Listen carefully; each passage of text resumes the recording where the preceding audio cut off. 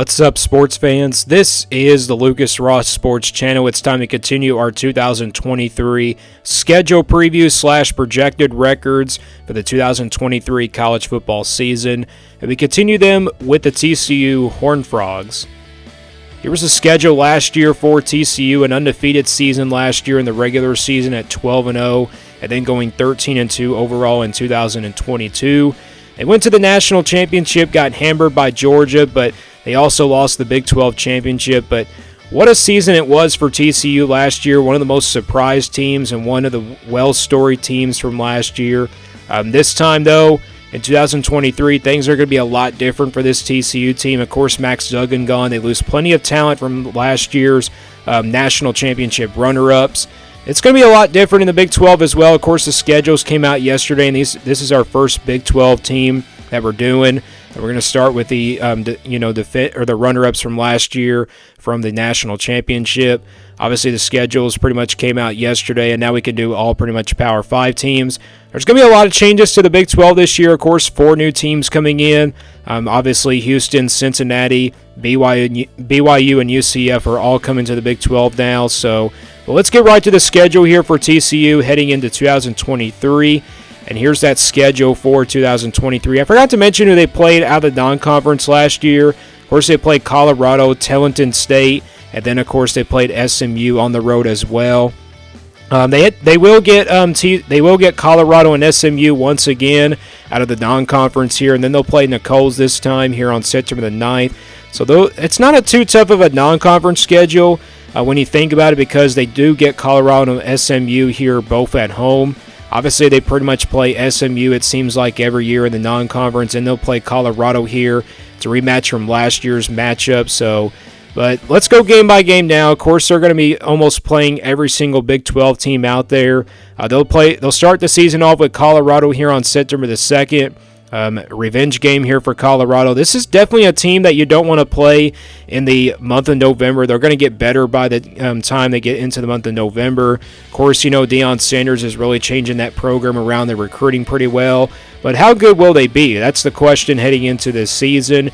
Then they'll play Nicole's here on September the 9th. So they'll start out with 2 non-conference games to kick off the year. Of course, Colorado is going to be a tough one there at home, but at least it's a home game for them. And then they'll open up Big 12 play against Houston here on the road. Obviously a Big 12 game now because Houston is now in the Big 12, and this one will be on September the 16th. Going to be a tough place to play, perhaps. And then they'll play SMU here on September the 23rd. Obviously a very, tough game here at home as well, but I think they will be big favorites heading into that game. Last year they had to play them on the road, and this year they get this time at home. And then they'll play West Virginia here on September the 30th. Then they'll play Iowa State here on the road. Iowa State, obviously not a good team last year, but this could be a really tough road game. You never know. BYU here at home on October the 14th, one of those other new Big 12 teams heading into this season. There's going to be 14 teams in the Big 12 this year, which really is crazy. Of course, Texas and Oklahoma are going to be leaving probably next year. But yeah, a lot of changes to the Big 12 schedules here, pretty much overall for all the teams. And then they'll play Kansas State here on the road, then Texas Tech here on the road. So they'll have back-to-back road games here with Kansas State here on the road and then Texas Tech on the road. Good news is they'll get a bye week before playing Texas Tech on the road. And Kansas State, obviously a rematch from last year's Big 12 championship. They are the defending Big 12 champions, and then obviously a rematch from the regular season as well. TCU beat them last year in the regular season, so it's kind of a revenge game in the regular season for Kansas State. Kansas State team that could probably be good once again this year. And then TCU will play Texas Tech here on the road on November the 2nd. This game will be on a Thursday night, so it will be a Thursday night game, so that's pretty interesting there. And then they'll get back-to-back home games here against Texas and Baylor on November the 11th and then November the 18th here. Texas should be a pretty good team this year. Obviously, Arch Manning coming in. A lot of people are hyping this Texas team up. I mean, it's way too early to tell what this team will look like, though. And then Baylor here on November the 18th. What a game it was last year. Of course, TCU had a game-winning field goal at the last second to beat Baylor. So, yeah, definitely a revenge game here for Baylor. But the good news is that TCU will get this one at home. So that's the good news there. And then they'll end things out here on the road at Oklahoma on November the 24th. going to be an interesting game. Of course, Dillon Gabriel coming back for another year for Oklahoma. He could probably be one of the top Big 12 quarterbacks heading into next year. You never know. Of course, TCU loses Max Duggan, so maybe Dillon Gabriel is one of those star quarterbacks heading into next year for the Big 12, but this will be a tough test here for TCU, and this game will be on a Friday night on November the 24th, so that's the schedule for TCU.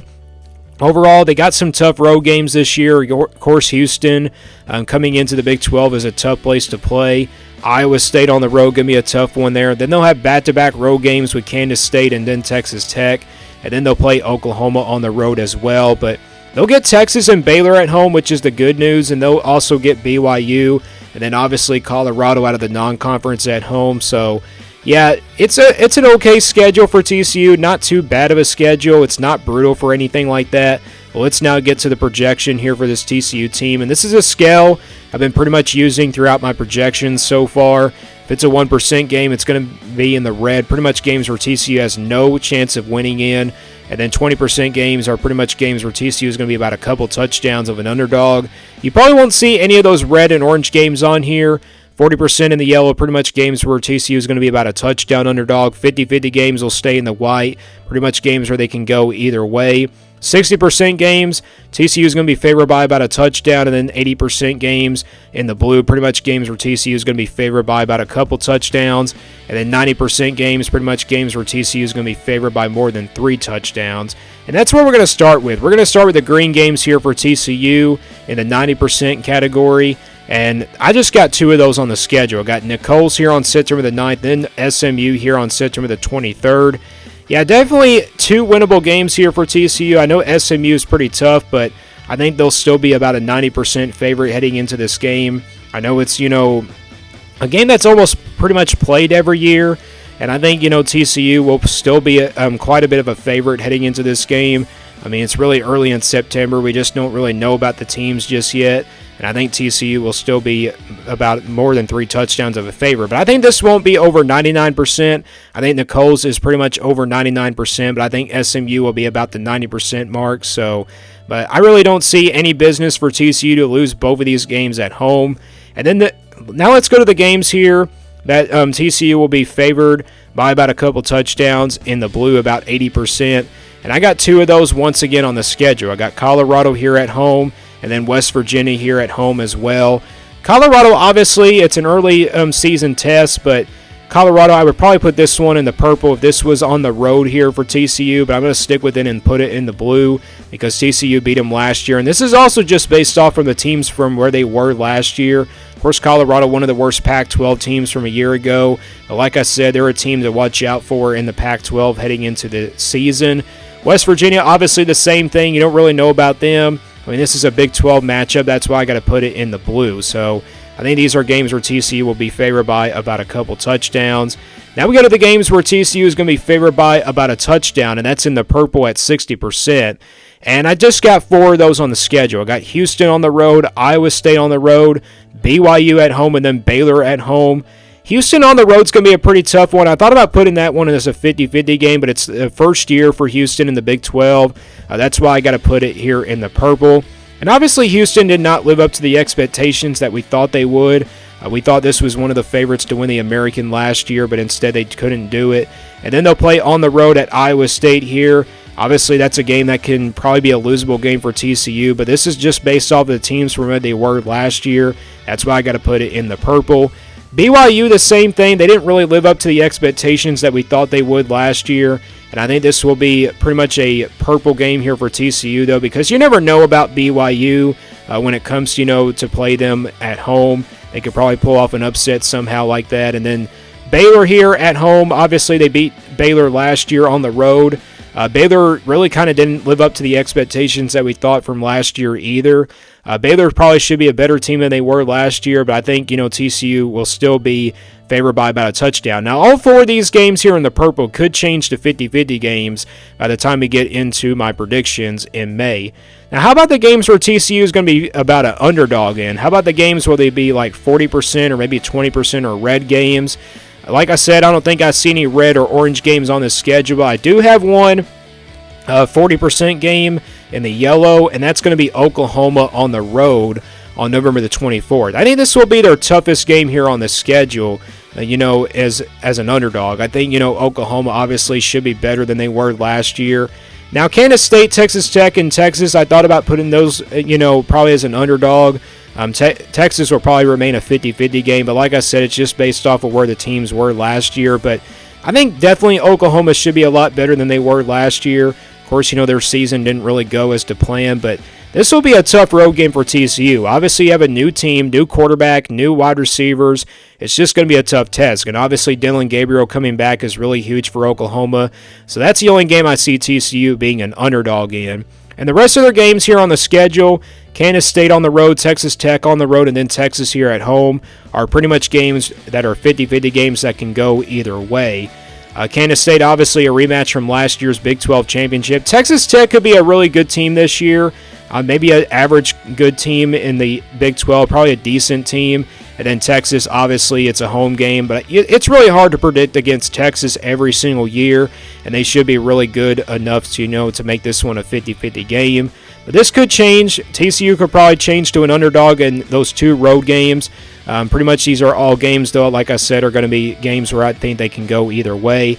How many games do I see them winning out of those three 50-50 games? I really only see them winning one out of those three games. I really don't really see them winning one out of those three games here on this schedule.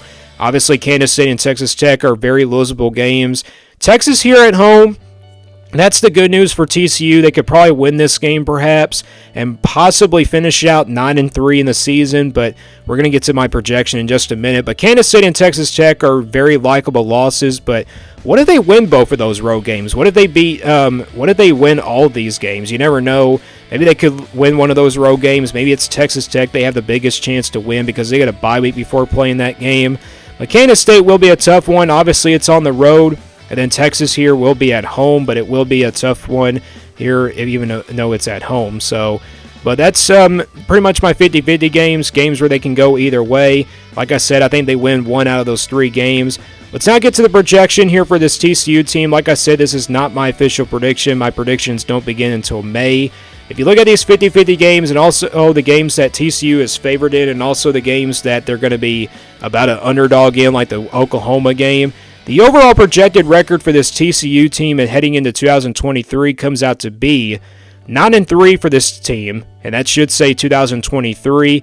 It says 2022, but I think 9-3 is clearly pretty much their mid-case scenario. I think worst case scenario would probably be 8-4 or 7-5. Maybe they lose some of those road games as well here against Houston, Iowa State. I mean, they could probably finish 7-5. They could probably finish 10-2 perhaps. And I think this is very likely to still be a Big 12 contender, but I think this is going to be a step back year for this TCU team. So I think the overall projection for this TCU team is 9-3. And that's my projected record for this TCU team, 9-3 for 2023. Let me guys know what you think about TCU down in the comments below. And stay tuned here for more sports content on the Lucas Ross Sports Channel.